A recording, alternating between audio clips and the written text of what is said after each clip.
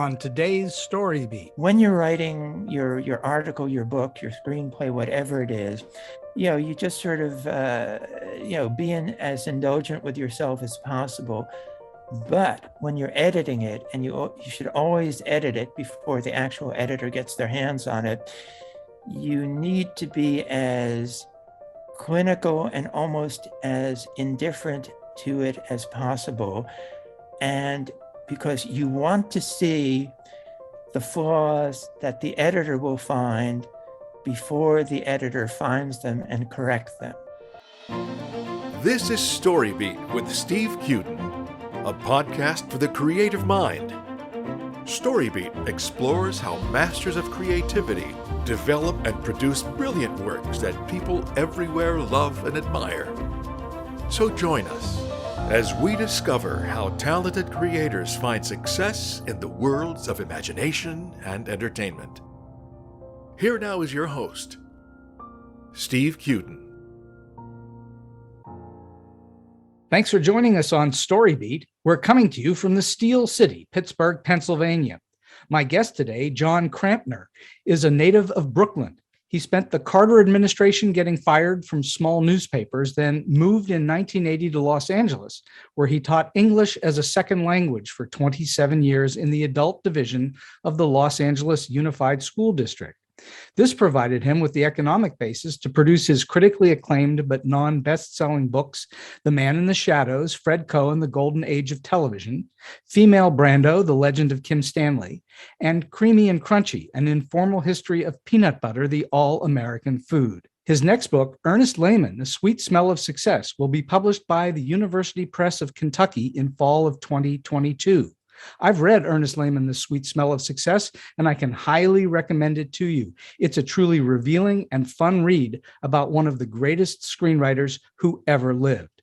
So for all those reasons and many more, it's a truly great pleasure for me to welcome to StoryBeat the writer, Jon Krampner.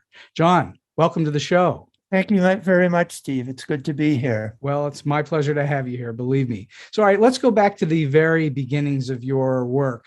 What were your earliest inspirations and influences? When did you start to think about, writing nonfiction work about others? Well, basically, this goes back to elementary school, where in several of my classes, there were a series of biographies of leading figures from American history in the classroom. They were called the Orange Books because they were orange. They had orange covers. And that just kind of got me interested in kind of doing portraits, profiles of people. So in other words, early on, you were already interested in other people and what their lives were like. Absolutely. Okay, so what then led you to want to write about it? Well, during my brief and ill-starred journalism career, I found that the articles I most enjoyed doing were personal profiles. And when I knew I wanted to be an author, and so I said, well, okay, what am I going to write about? And remembering that I like personal profiles, I said, well, the book-length equivalent of a personal profile is a biography, and that's what pushed me in that direction. Did you go to school to do train in that? Did you go and get work from it, or what were you trying to do? Well, basically, I, like you, studied at the University of Wisconsin at Madison. Oh, yeah. I got a master's in journalism there, although I wasn't specifically at that time thinking about doing biography. It was like, I wanted to be the next Woodward and Bernstein, which didn't quite work out. But you learned your basics in journalism at the University of Wisconsin, then, yeah?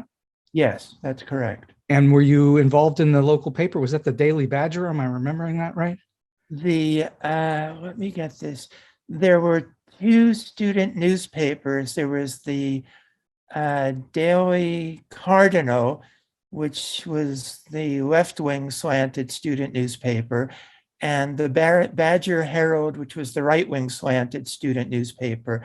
I did one boring article for the Daily Cardinal about how med students were having some trouble getting scholarships. They were having some trouble getting their scholarships. So I did one boring article for the Daily Cardinal, and that was pretty much it. I did an interview with the then Lieutenant Governor Martin Schreiber, which I sold to the Green Bay Press Gazette. I was very proud of that at the time. As a journalism major and as a wannabe Woodward and Bernstein, you were already thinking about writing profiles of something, whether it's some event or people. So, and ultimately you wound up writing mostly about people, obviously. Was there a point where you started to write and you thought to yourself, you know what, I am pretty good at this. I really should publish my work? Well, immodest as it will sound, I've always thought I've been a pretty good writer.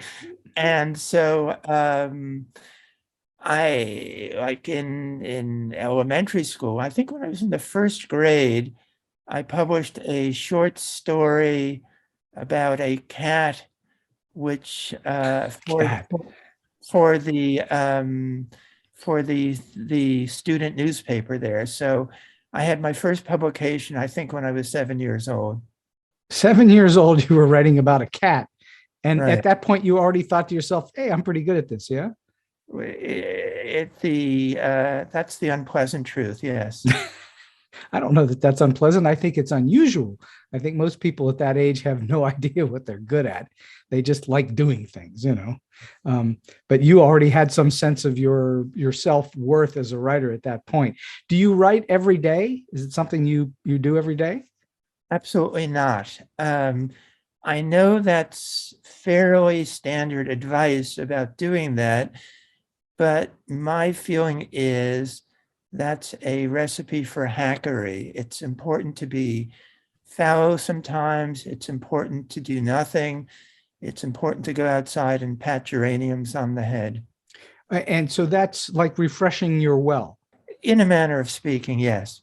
And it does doing nothing or spending time petting geraniums, as you say, is that something that actually sometimes gives you ideas just because you're not thinking about ideas?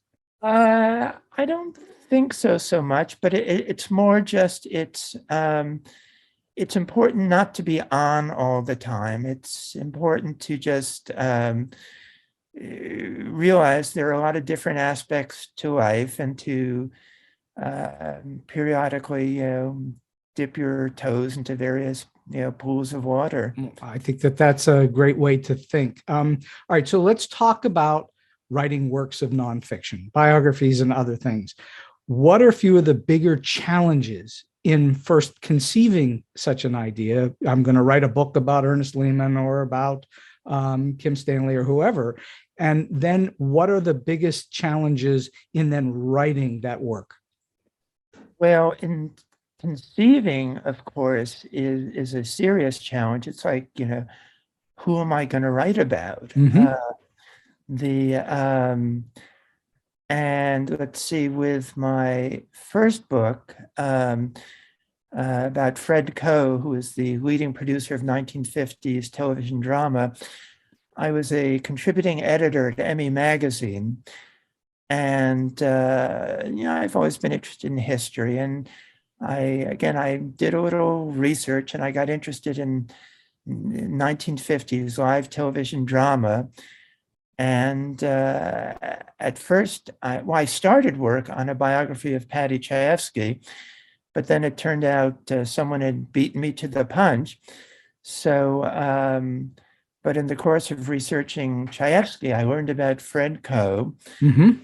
And one of the people I'd spoken with was, Delbert Mann, who, directed Marty both on television and the film version. Right. And when I had to withdraw from the Chayefsky project, I was interested in Coe. He was a fascinating figure, and so I asked Delbert Mann, would it make sense to do a biography of Coe, which could also double as a history of 1950s live television drama? He said, I couldn't think of a better person, and that took care of the next 5 years of my life. So you spent 5 years working on Fred Coe. Yes. And Fred Coe is a very well-known and very highly regarded and respected within the industry, but I don't think he's well-known outside of the industry at all. I would think very few people, if you ask them today, who is Fred Coe, they'd have no idea. Right. Well, there are now a few less people who would say that because of my book, but sure, your point is well taken. Was that under consideration when you started to work on it, that you'd be working on not a really famous person? You're not, you're not writing a book about Clark Gable, who would be very famous. You're writing a book about Fred Coe, who was more behind the scenes and not well known.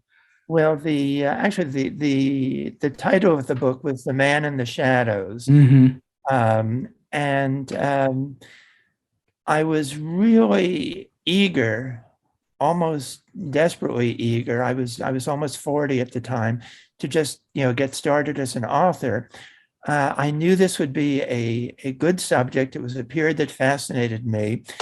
The fact that he wasn't famous and I wouldn't be able to get a contract with a major New York publisher just did not occur to me. It was like, this book has to be done. I will do it, and then see what happens as a result of my having done it.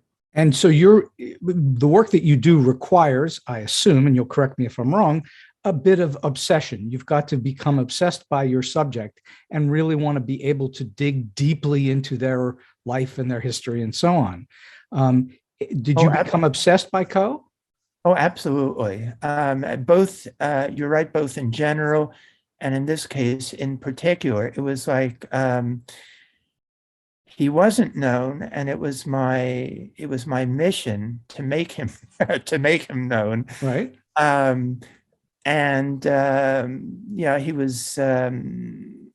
He was from the South. He was from Mississippi. His father was from South Carolina. And so I traveled all over the South, excavating his roots. And it was just, I really did become obsessed. There's no other word to describe it. All right, good. So where did you begin? How did you start? Obviously you got the idea and you spoke to Delbert Mann about it, and he said, yeah, that's a great idea. But where did you begin? Did you sit down and find, did you research materials in Hollywood first? Or did you read newspaper articles? Where did you start in your research? It was a combination of, well, of course, Delbert Mann was very well connected among people who would still know Fred Coe. And so, he introduced me to Tad Moselle, who, won the Pulitzer Prize for All the Way Home, to all the people who were still around who knew Fred Coe. He provided me with introductions. And for example, when I contacted Fred Coe's daughter by his first marriage, and I started trying to explain who I was, and I said, Delbert Mann had suggested I speak with her. And she said, well, if Del Mann is working with you, that's all I need to know. Ask your questions. So I was very lucky to have him as my MVP on. Sure. He was a big door opener for you. Absolutely. But also I'm a really fastidious researcher. So he did do a couple of movies. So I went to the Motion Picture Academy Library, got what information there was to get about him there.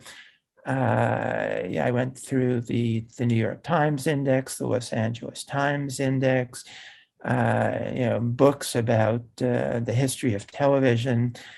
I've had a number of people tell me that I should really become like a private investigator, because I'm just very thorough about doing research and digging stuff up in libraries and archives. And this was, correct me if I'm wrong again, this was sort of pre the huge amount of material available on the internet. This was something you had to go digging around in actual books and libraries and old magazines and so on. Am I right? You are absolutely right. This was the one book I did before the internet became the internet. Right. And so, yeah, things, you couldn't just go to a search engine and punch in a name or anything like that. It was like, I mean, it was so long ago, I had to ride dinosaurs to get to the library, Which kind? I Brontosauri. Brontosaurus. Okay. I just wanted to, that sort of sounds like some kind of a medical condition, but that's a whole other story. Yeah. All right. So when you are digging in, so to speak, and by the way, the internet doesn't have everything on it. If you were doing a deep dive on a new subject today, you'd still find yourself going to a library, I would assume, if you're as meticulous as you say you are. Yes? Absolutely. Absolutely.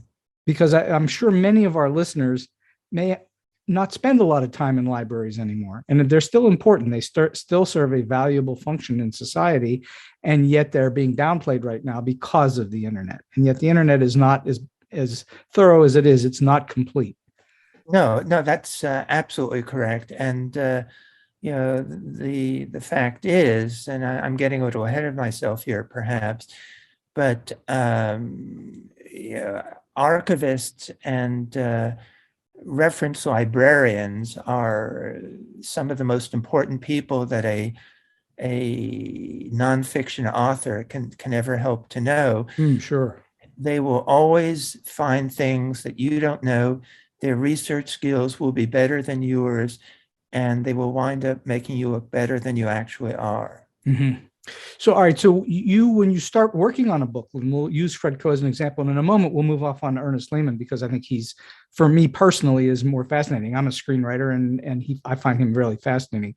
But when you first start, is it about compiling a lot of information before you figure out how you're going to write the book? Or do you start with the premise, I know what the sort of the chronology of this person's life is, and I'm going to research in a chronological way? How do you go about it? How do you approach the material? Is it the deep dive first?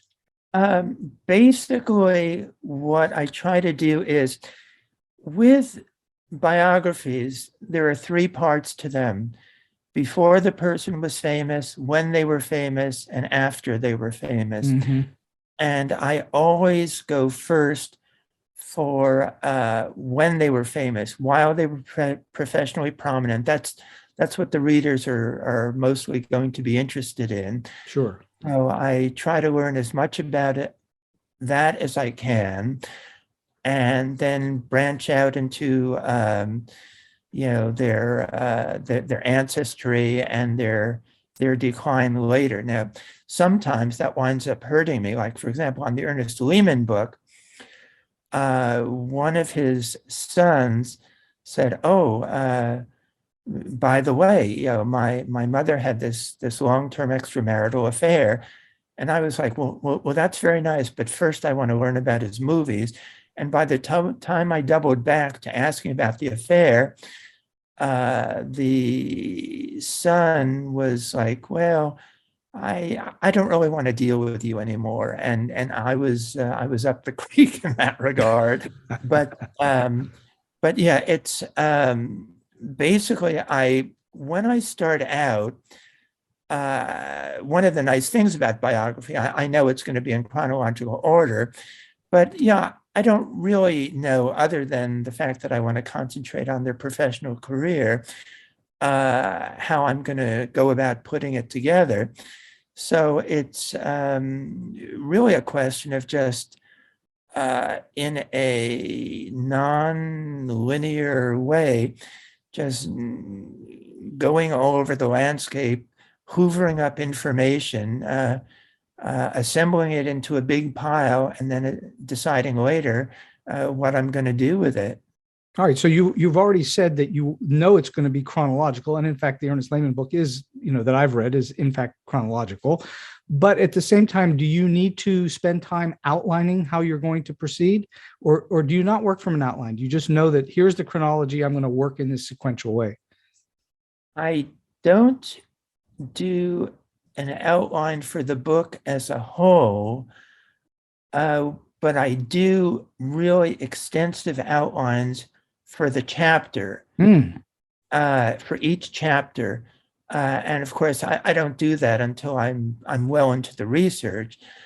But it's the chapter outlines usually wind up being longer than the chapter, just because they will consist of the outtakes as well as what I wind up using. So basically, I assemble every possible fact that I can, and then I put them in order. Although while I write the chapter, I may wind up improvising and saying, well, the outline I have doesn't really quite cut it, and now I need to call an audible and move this thing here.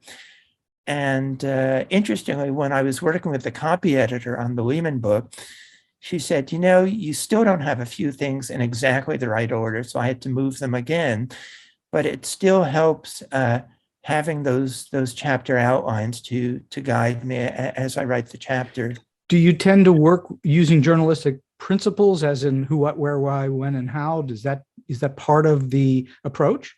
I don't specifically think in those terms. It's more like I have a mountain of facts, and which are the most interesting, and then how can I sequence them in the way that will make the most sense and keep people's interest as they're reading along. So I think you said something, and I'm going to use a word here. Again, you'll tell me if I'm off, but I think what you're seeking there is clarity, so that the reader finds clarity in what you're writing.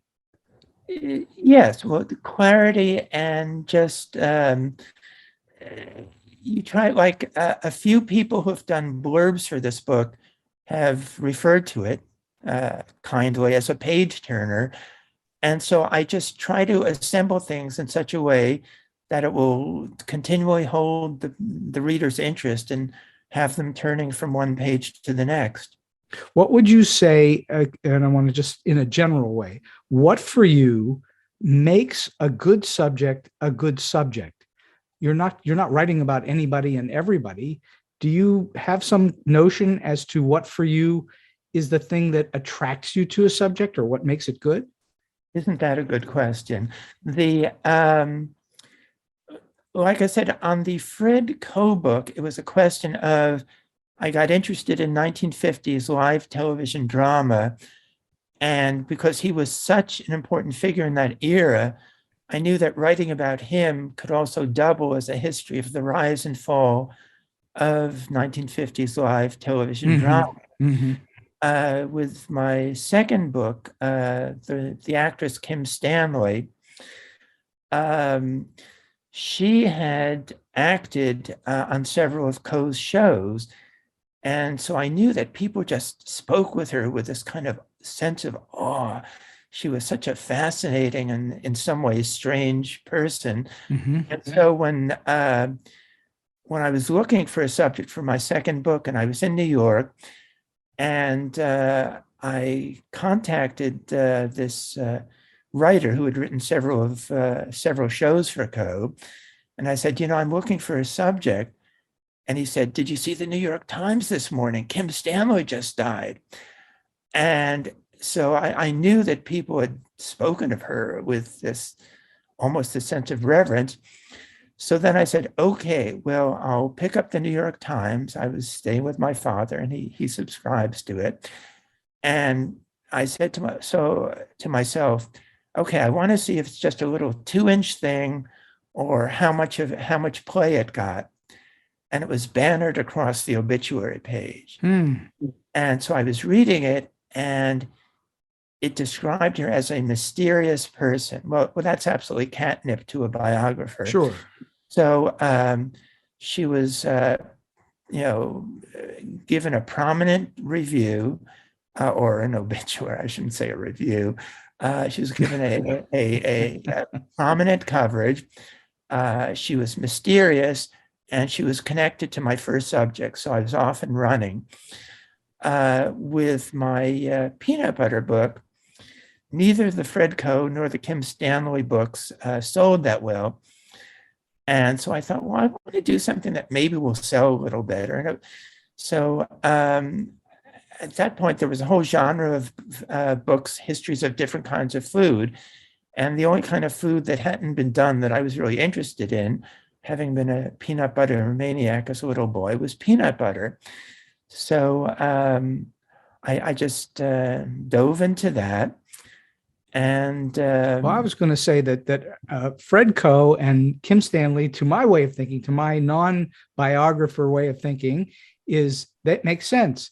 But peanut butter, how do you get to peanut butter? That's a little offbeat to me.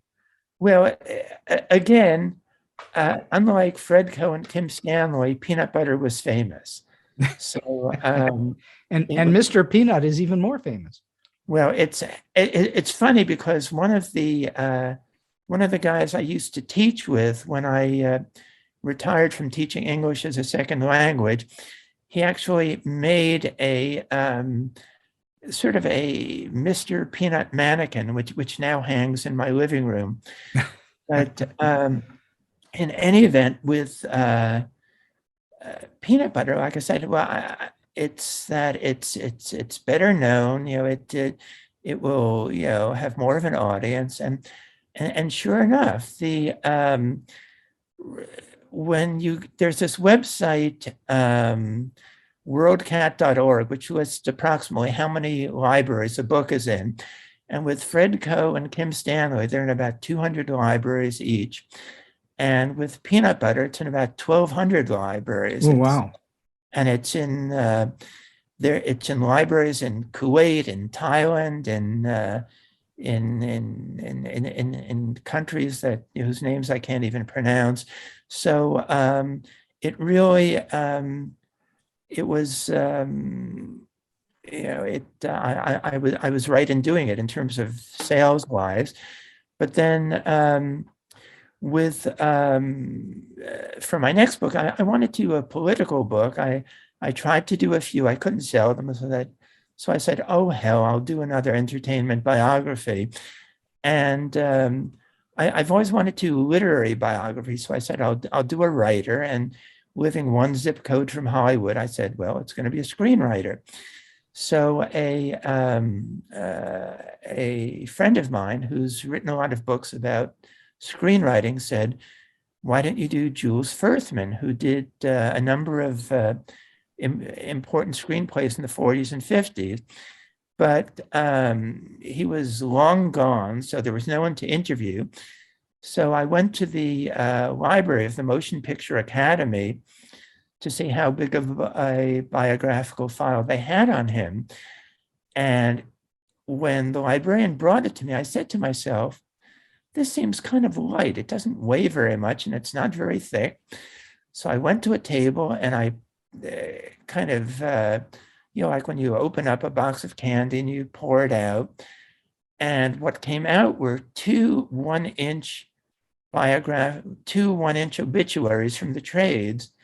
And I said, this isn't going to work. There's no information. While I was looking into Furthman, I had ordered this book, Capsule Biographies of Screenwriters. And while I was kind of leafing through it, it came open to Ernest Lehman. Mm. And I said, wait a second, I know this guy, because one, he had done all these important movies when I was a kid. And secondly, I had actually met him. He was the only one of my subjects who I met, because in about December of 2000, the New York Times Arts and Leisure section did a long feature on the artistry of the film One Flew Over the Cuckoo's Nest. Right. It was written, and they managed in this long article about the film's artistry not to mention the name of the screenwriter, which bothered me both in general, being a writer, although not a screenwriter, And Bo Goldman, who was the screenwriter for One Flew Over the Cuckoo's Nest, I had met him while working on the Fred Coe book. So I This, wrote, by the way, is a major problem for screenwriters in general. They're rarely mentioned. exactly. And without them, there are no movies. Exactly. And so I wrote a short, crabby letter to the editor of the Arts and Leisure section. It was published. And a few weeks after it was published, I got a letter from Ernest Lehman. Oh. And he said, "Thank you so much for your letter. I'm very proud of you. This is a fight I've been fighting for my entire career." So I read the letter and I thought about it for a second. And then I walked into the hallway of my small and poorly insulated apartment in Los Feliz.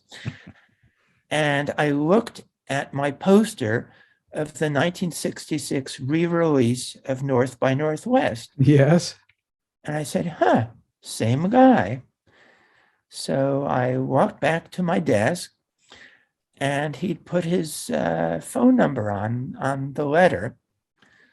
So I called him up and I said, "Mr. Lehman, thank you so much for your kind letter." I said, "Would you mind autographing my poster of North by Northwest?" And he said, "Yeah, no problem." So I drove out to his house in Brentwood. And it was this, it was on it was off a side street in Brentwood. It was this long driveway. He lived on what's called a flag lot, where the driveway is the flagpole and his property and his house were the flag. And so so he lived in this sort of kind of park-like setting. There was a huge antenna. He was a ham radio buff. Right. So we talked a little. He signed my poster. I used the bathroom and I left, And anyway, so here I am years later trying to come up with a subject. And this book falls open to Ernest Lehman. And I say, so I'm looking through it and my God, he wrote all these important movies. Huge. He did Sabrina. He did North by Northwest. He did The Sound of Music. Sound of Music, The King and I. West Side Story. Yeah. And actually, I probably shouldn't admit this, but I will. I hadn't seen a single one of them. Really? That's amazing. But well, the only exception is when I was teaching English as a second language, the song "In America." I used that sequence when I was to teach them the words to that.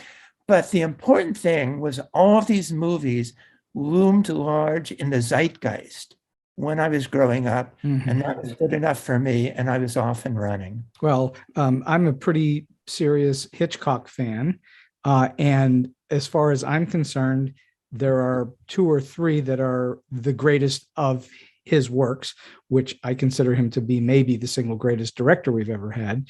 But nevertheless, of all of them, North by Northwest is, to me, the greatest of all the greats. So, you're talking about this guy who, and especially that, the most famous sequence in that movie of many famous sequences is the crop dusting plane. And the fact that it's written with virtually no dialogue is dumbfounding, or very little dialogue is dumbfounding. It's exactly what cinema is supposed to be. So here's this guy that crafts a scene in which it's almost perfect cinema, directed by maybe the most perfect director we've had. So that to me drew me right in. All right. So when you were completing the Ernest Lehman book, as you were doing your research, I'm after having read it and learning things that I did not know, my assumption is that you found many unexpected twists and turns about him. Would that be a sure assumption? Oh, it's always a good assumption that as a biographer, you will learn things that his family didn't know, that his closest friends didn't know. So yes, absolutely. All right. So what do you think were give us 2 or 3 good examples of twists and turns that you weren't expecting that suddenly you've discovered? Well, the main thing is with both Fredco and Kim Stanley, they were really larger than life figures. They were no longer famous, but they were still larger than life figures. Ernest Lehman, for the magnitude of his accomplishments, was a slightly smaller than life person. He liked to be in the background, didn't he? He didn't like to be out in front. He liked to be in the background, but he just, I don't know. It's, let me give a few examples from Who's Afraid of Virginia Woolf, which is another one of his important films. That was about his 9th or 10th film, whereas it was Mike Nichols' first film. Nonetheless, Mike Nichols just completely bullied him on that film. And as his biographer, I got really irritated with him. You know, I was sort of like, stand up, fight back, you know. And Lehman kept a very long journal on that film, on Virginia Woolf, which was extremely helpful to me when I was writing the chapter. No doubt. And he always resented the way that Nichols bullied him. And so let me get this, 2000, it was about more than 35 years after the film came out, when Lehman was like in his mid-80s, he was still angry at Nichols. And so he gave portions of his journal to a short-lived glossy magazine as a way of, look what I have on you, Mike Nichols. Setting the record straight, as they say. Right. But Lehman, being slightly smaller than life, one thing he couldn't abide was public scandals. And he didn't seem to realize that when he published the excerpts from his journal, that Nichols, who of course was still alive then, might take exception and then resume bullying him in print rather than in person, which is exactly what he did. And so Nichols wrote this withering, scathing, and not entirely accurate letter to the editor. And again, Lehman, instead of finally saying, you're full of beans, just, folded like a wet napkin and just said, "Oh, I'm so sorry that I criticized you, Mr. Nichols." And I was like, oh God, I can't stand this. But that was kind of the biggest surprise to me is, I hate to say this, but just how much of a weenie he could be. So what would you say is your favorite moment from his life? I guess it would be how he got himself out to Hollywood. He was born and raised in New York. He was working as a kind of a leg man for a publicist on Broadway, back when Broadway was really Broadway. And he really hated the experience, like his novella and film, Sweet Smell of Success, which was so acid tinged, really testified to that.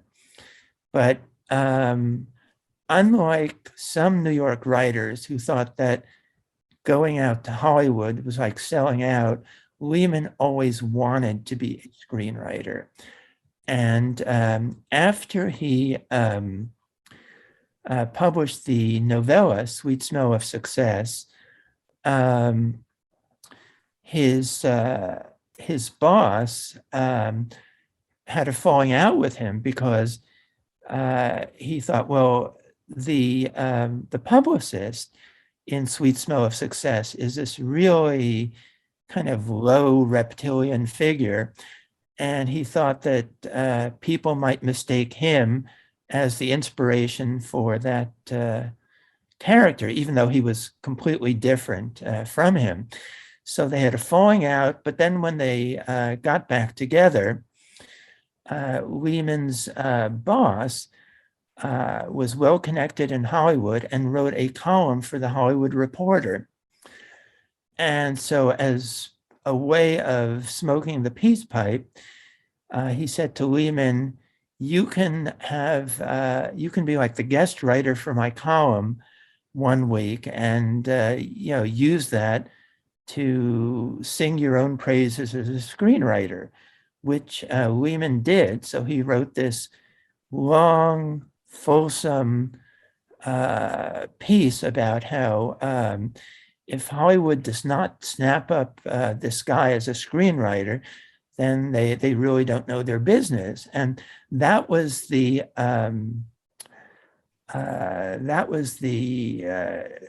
turning the key in the lock. That was what got him his invitation to Hollywood. So I find that amusing that he basically engineered his own invitation. Well, I'd call that brilliant. No, it was brilliant, but immodest. Well, at the same time, one of the curious things about Hollywood and show business in general is sometimes people are able to get their foot in the door and get an opportunity, but they don't usually get to keep it if they don't back it up with something like talent. And he clearly had gobs of talent and could write like nobody's business. So it wasn't a quirk that he was able to write his way to Hollywood. I would say that that's a little unique and a little unusual, but again, he backed it up for a long time with some extraordinary work. Well, I've always felt, because I'm not a screenwriter myself, and part of it is, one, you have to have the talent for that sort of writing, which I don't think I do. But I think also you need to be well connected, which Lehman was through his this man he had worked for. Mm-hmm. He had, to me, both of the ingredients that you need to succeed in Hollywood, one being talent and the other connections. But he also knew at that point how the system worked and how you could work the system. That insider knowledge clearly was valuable to him. Oh, absolutely. As a matter of fact, 6 years before he moved out to Hollywood for good, he made a trip out here, and he got to spend basically the entire day with Jerry Wald, who was one of the leading studio heads of his time, mm-hmm. who some people feel is the model for Sammy Glick in What Makes Sammy Run? What Makes Sammy Run, thank you. And there is no way. But by the way, just for proper credit, that was written by Bud Schulberg, not by Ernest Lehman. Absolutely, by Bud Schulberg, yes. But there is no way that Ernest Lehman could have spent an entire day with Jerry Wald if he were not well connected. For sure. Most aspiring screenwriters, like say, right now, couldn't come out here and get to spend the whole day with the head at Paramount. So again, he had the talent, but he also did have the connections. Right. But was there any material or any people that you could have gotten to that you were unable to get to in your research? Was there anything that you wished you could have gotten to that was just and I'm not talking about people that were deceased, I'm talking about people that were available to you but wouldn't cooperate or wouldn't talk to you, or material you knew was available you couldn't get your hands on? Anything like that? But that's the Aspirin Papers problem that which is the basis of a Henry James novella. Yeah, the Lehman was married twice.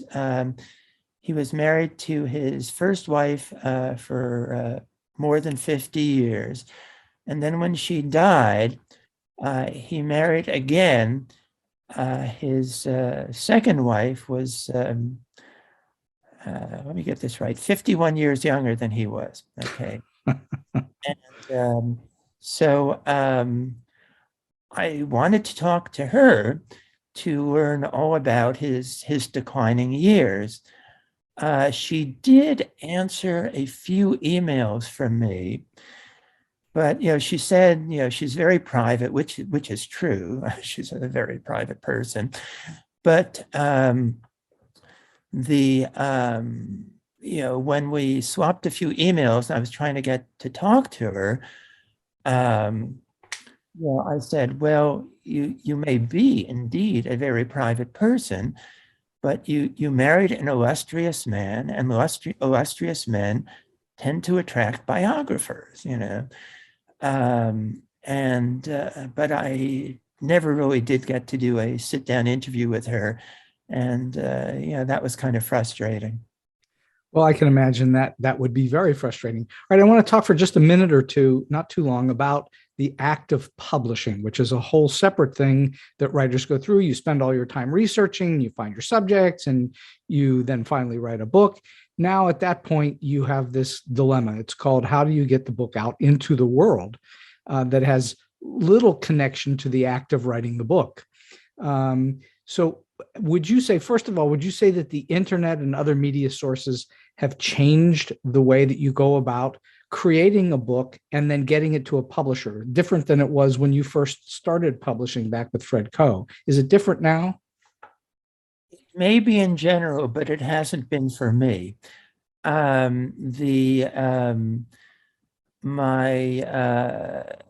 first book, and that was pre-internet. The next three haven't been, and it's really just the same thing of just doing research and trying to figure out who would be interested in this book. And like, oddly, I now that I think about it, I think through all of it, it's been kind of personal connections. The Kim Stanley book, this guy I knew, he was he had been the television critic for the Cleveland Plain Dealer, and I'd met him in connection with my first book. And while I was looking for a publisher, he said, well, I know this guy in New York, and it's a small publisher, but he published one of my books, and that's how I connected for the Kim Stanley book. The peanut butter book, this woman with whom I was in a biographers group said Columbia University Press does this whole series on food books. That's how I connected with them. And with Lehman, let's see. Oh, my mentor on this project has written a lot of books about American screenwriting. And he said, well, I know this guy who, he's like the series editor at the University Press of Kentucky. They do a line of film books. So again, it's kind of what I said about Hollywood, where it's a connection of talent, he said immodestly, and having connections, I guess. Well, there's no substitute for having connections. I mean, the whole predicate of having a career in Hollywood itself, let alone pretty much every major business that exists in the world, is who do you know? Your talent will get you so far, but you need a way to get to people. So you're saying that in the publishing world, it really helped you to have this connection. You weren't just cold submitting over transoms. That's absolutely the case, that even when you're writing arcane books about obscure subjects, it still helps to have connections. Yeah, that's fascinating, because you would think that it would be less of a problem in the publishing world. And in fact, it's the same problem that any writer has in any medium, whether it's screenplays or novels or whatever. So when you are working with the publishing house, what has that process been like for you? Did they assign you an editor? Did you then have to do a lot of reworking of things because somebody said do this, that, and the other thing? Or did they pretty much take a shine to what you wrote and you didn't have to do too much extra work? For the most part, they've taken a shine to what I wrote. And so it's been pretty smooth. The significant exception, however, was on my Fred Coe book, where the editor, and I don't know if she was like this in general or there was something about me that, that rubbed her the wrong way. But that was just a hideous experience. It was like it was like kind of, at the risk of sounding slightly melodramatic, it's sort of like, like being an abused child where, the parent is supposed to take care of you, and instead they kind of knock you around a bit.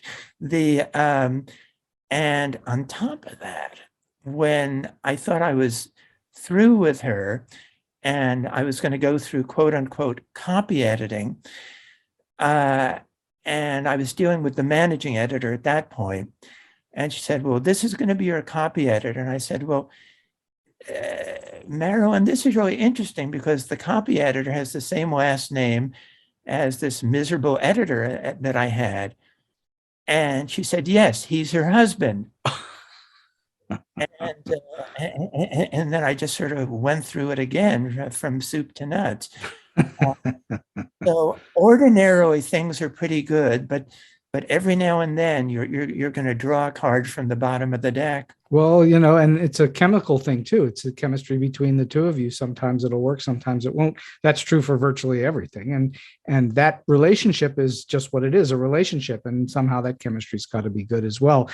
I'm sure over time, under all different circumstances, you have received notes from people. Here are our thoughts. Here's what we think should be addressed. Here's what we think should be different or moved or restructured or whatever it would be. What is your technique for handling notes that you find challenging? Do you have a particular way of looking at notes that are challenging? Well, it depends on the nature of the challenge that they pose. If the challenge is that the note points out something I could have done better, then I adopt it. If it's not an improvement, then I ignore it. I would say that's a very good philosophy toward taking notes. But you will take a note and consider it before you'll reject it whole cloth. Oh, absolutely. No, it's important to do that because the theory is that, this person was hired because they know what they're doing. Mm-hmm. They, unlike you, they don't regard the manuscript as their little baby.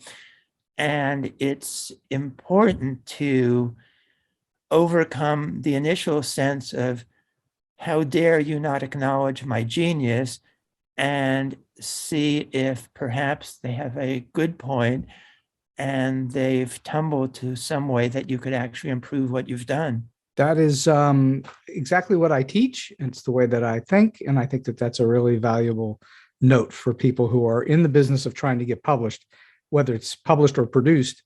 Taking the note is important. It doesn't mean you have to address it. Those occasionally, depending upon the circumstances, you do, but you're not obliged to take a note, but they frequently can help you make your work a better thing. So I've been speaking to Jon Krampner for almost an hour now, and we're going to sort of wind this thing down. I'm just curious, in all of your experiences in your book writing and so on, can you relate a story of any kind that was either weird, quirky, offbeat, strange, or maybe just plain funny, one of those? Well, the one thing that comes immediately to mind is when I was working on the Fred Coe book, one of the real challenges for a biographer is always tracking down sources and getting to play Sherlock Holmes. And I was trying to find this woman who was the roommate of Fred Coe's second wife before he married her.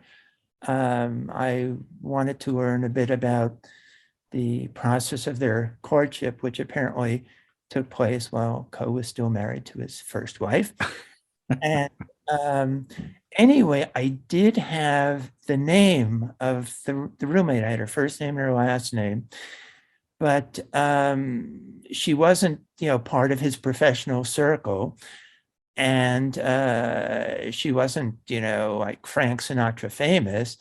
It's like, how on earth am I going to find this woman? Well, I really couldn't, But one day I was in Madison, Wisconsin, where Fred Coe's papers were at the State Historical Society of Wisconsin. I was doing research in them, and it was a Sunday when the State Historical Society was closed. So I was over at the university library in their reference room, and I was just sort of kind of idly thumbing through different reference sources. And for some reason that I can't recall, I was going through the index to the New York Times for a particular year.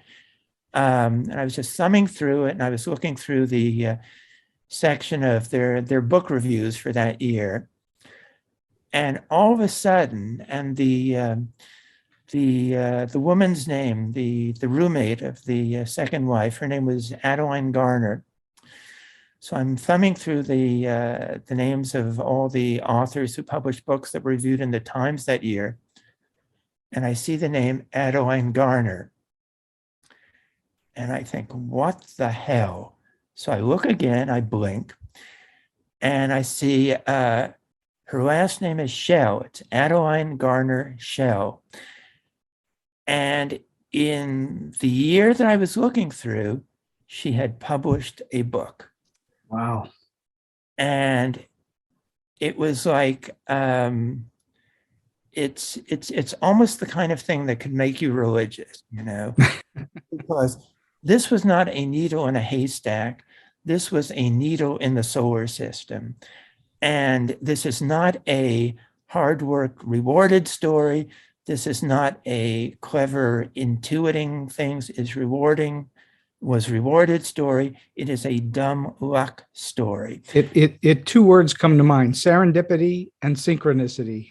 Absolutely. And so I contacted her, and she gave me a good anecdote for the book, but holy hell, that was just unbelievable. Pure luck. Well, you were in the right place at the right time, and you were seeking something like it, whether actually in that moment or in general, it was in your consciousness, or you might have looked right past it. Absolutely. Absolutely. It was, I guess it was sort of on my subconscious radar. Well, it had to have been, because it was something that was you were in that mode of looking for whatever, and it was just sort of out there, and there it was in front of you.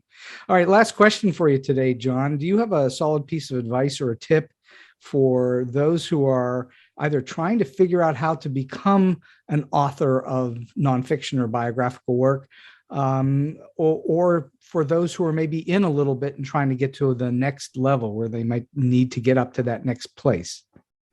Well, basically what I find is, when it's sort of after you write your book, you're just not a book necessarily, but just when you're writing your article, your book, your screenplay, whatever it is, you just sort of, being as indulgent with yourself as possible. But when you're editing it, and you should always edit it before the actual editor gets their hands on it, you need to be as clinical and almost as indifferent to it as possible. And because you want to see the flaws that the editor will find before the editor finds them and corrects them. How valuable. This stems from the fact that when I was getting my master's in journalism at the University of Wisconsin, I was in a program called the Specialized Reporting Program, where you would write an article every week or so, and then you would meet in Professor Ragsdale's living room, and your article would be dissected by your fellow students, some of whom were extremely sharp, both intelligent and sharp-tongued.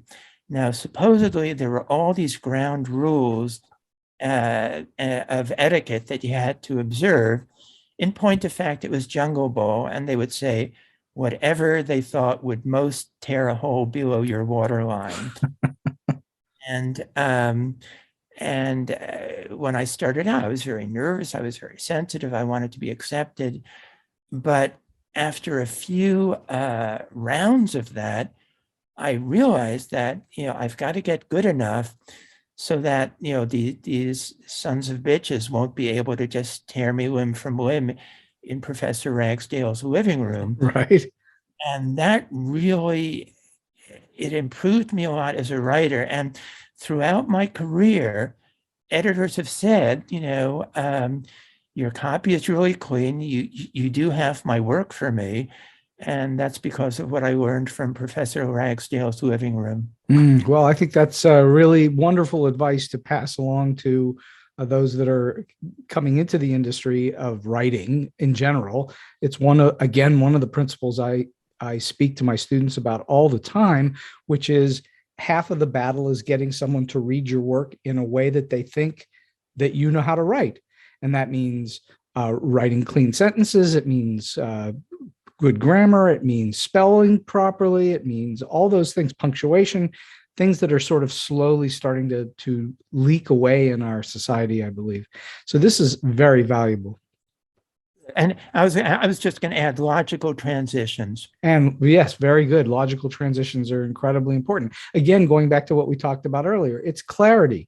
It makes it so that the reader gets what you're saying and doesn't have to work. If a reader has to work harder to understand what you're saying, they will suddenly go away from your work because it's not interesting. So I think that's really fantastic stuff. Well, this has been a terrific hour on StoryBeat with lots of grand information about how to write and Hollywood in general, which I am always fascinated by. And I think that anybody listening to this will walk away with a lot of good information. So I can't thank you enough, Jon, for spending this time with me today about your work. It was a pleasure speaking with you, Steve. Thank you so much. And so we've come to the end of today's StoryBeat. If you like this episode, won't you please take a moment to give us a comment, rating, or review on whatever app or platform you're listening to. Your support helps us bring more great StoryBeat episodes to you. StoryBeat is available on all major podcast apps and platforms, including Apple Podcasts, YouTube, Spotify, iHeartRadio, Stitcher, TuneIn, and many others. Until next time, I'm Steve Cuden. And may all your stories be unforgettable.